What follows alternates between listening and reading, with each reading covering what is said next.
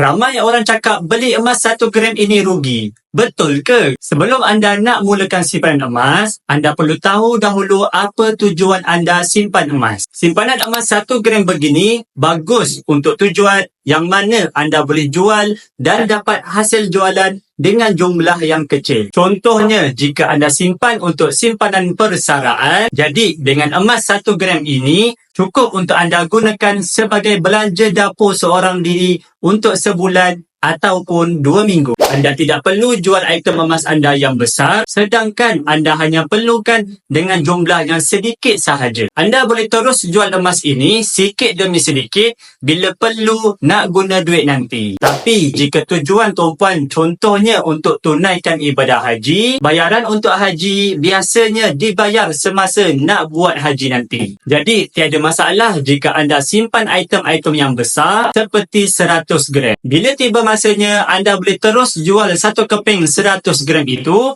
untuk tunaikan ibadah haji. Apa sahaja keputusan anda untuk keluarkan emas fizikal, semuanya berbalik kepada tujuan kenapa anda simpan emas. Dengan adanya bimbingan dealer yang terlatih seperti saya, anda boleh menabung emas dengan ilmu dan matlamat yang jelas. Bagi yang ingin mengukuhkan kewangan dengan simpanan emas bersama Pak Bigul, boleh tengok pin video tutorial di profil. InsyaAllah saya bantu sebaiknya.